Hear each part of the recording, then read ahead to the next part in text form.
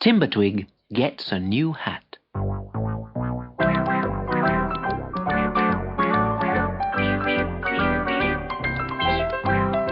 Granny Knot was doing her spring cleaning, turning out the cupboards, washing the curtains, and hanging the carpets in the branches of the treehouse. She was down on her knees, scrubbing and dusting and polishing.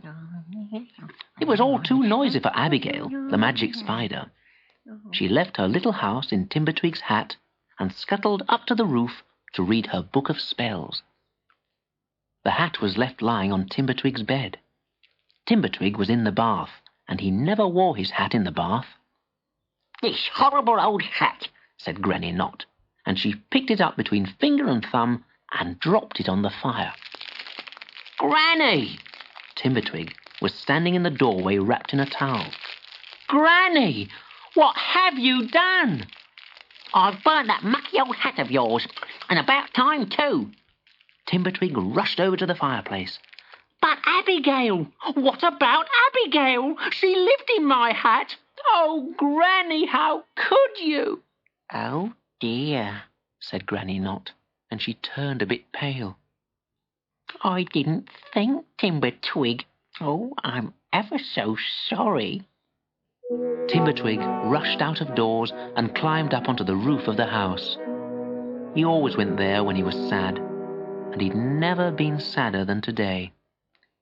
He was sitting, wedged in between a high branch and the chimney, when a spider crawled down and sat beside him. "Cheer up. You can soon get another hat." "But I can't get another friend like Abigail." "Abigail! You're not burnt to a cinder after all." Abigail explained about hiding on the roof. Then she began to leaf through her book of spells. "I'm looking up how you can get a new hat. It says here that you have to visit the Mushroom Man in his cave on Hawthorn Hill."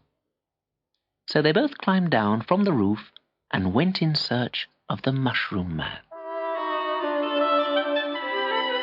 They left Wiggly Wood far behind and reached Hawthorn Hill just as the sun was setting. And there, in the opening of his cave, watching the sunset, was the Mushroom Man. He had the most wonderful hat Timbertwig had ever seen, cream-coloured and made of something like soft as suede, with big orange polka dots all over it. "I like your hat," said Timbertwig. "It keeps the rain off," said the Mushroom Man. "But there's a snag. I can't take mine off like you can." "I'm not wearing a hat now because my granny burnt it when she was spring cleaning," said Timbertwig. "And Abigail's magic book says that you might help me get another one." The last of the daylight faded, and Hawthorn Hill was sunken in darkness. "Oh, I wish I was safe at home in our old hat," Abigail sobbed. It was not like Abigail to cry. "Cheer up," said the Mushroom Man's voice in the dark. "The moon will soon be rising, and then we'll see." The moon glided up into the sky along with a sprinkling of stars, and the whole of Hawthorn Hill turned a silver white, glittering with dew. "Oh," whispered Timbertwig, "the ground's trembling." One by one, the round white faces of mushrooms and toadstools popped through the ground and began to grow in the moonlight. And each one was wearing a different hat. There were hats like chimneys and some like windmills. There were hats like tea urns with taps on the front. Hats like lighthouses with lamps on top. There were umbrella hats and bird bath hats, wishing well hats and church bell hats. "You choose, Abigail," said Timbertwig. "You're going to have to live inside it." So Abigail asked to see round the inside of a hat like a birthday cake, and another like a castle, and a third like a coffee pot. But she said no to them all. "What are you looking for, Abigail?" asked the Mushroom Man. "Well, actually, I like that one best of all." She nodded in the direction of a scruffy old toadstool on the far side of the field. It was wearing a hat exactly like Timbertwig's old one, except that it had a jingle bell on the top. "Could you bear to have the same kind of hat, Timbertwig?"